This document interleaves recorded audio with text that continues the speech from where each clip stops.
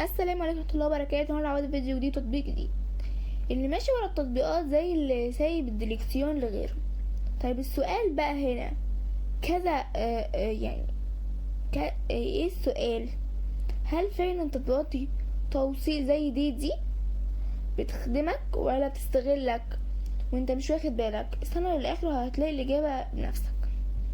بص يا سيدي، احنا بقينا في زمن مفيش فيه حد بينزل الشارع يسأل تاكسي فاضي، لا، كله بقى في الموبايل، ضغط الزرار وانت في العربية.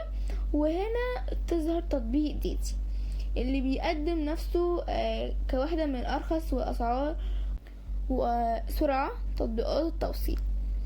التطبيق ببساطة بيخليك تطلب العربية توصلك من مكان لمكان. بتفتح الابليكيشن، تحدد موقعك والمكان اللي رايح له، وهيطلع لك الاسعار المتوقعة والنوع العربية وزمن الوصول، وبعدها تدوس تأكيد والسواق في الطريق ليك. طيب المميزات الاول عشان نبقى عادلين في الموضوع. اول حاجة الاسعار في اوقات كتير بتكون اقل من المنافسين، ودي حاجة ناس كتير بتشكر فيها. تاني حاجة عروض الخصومات، ودي تقريبا اكتر حاجة بتشد المستخدمين يعني ان هم يطلبوا منه هو اكتر. ثالث حاجة سهولة الاستخدام، مفيش تعقيد، اي حد معاه موبايل يعرف يتعامل معاه عادي.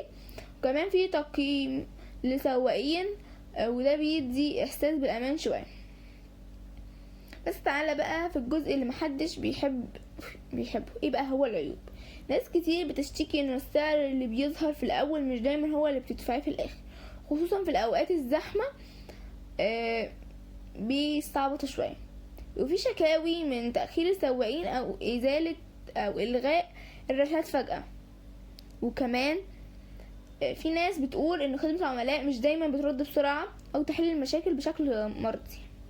لو بصينا على اراء المستخدمين على متجر بلاي ستور هنلاقي الصورة من ابيض واسود، فيها ناس بتقول التطبيق ممتاز وموفر الخصومات في مدن كبيرة، في ناس تانية بتشتكي من التجربة السيئة زي الاختلاف الاسعار ودي اقل عربيات في بعض المناطق.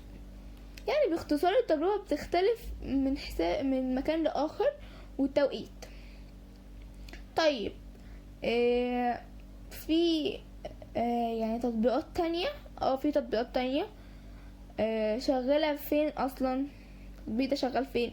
مش بس في بلد واحدة، ده شغال في كذا بلاد يعني، وكذا دولة في اسيا وامريكا. نيجي بقى للسؤال المهم، هو التطبيق مجاني؟ طب ازاي المطور بيكسب منين؟ ببساطة بياخد النسبة من كل رحلة بينه وبينك السواق. غير كده في حاجات تانية مش واضحة قوي زي تسعيرة الديميكي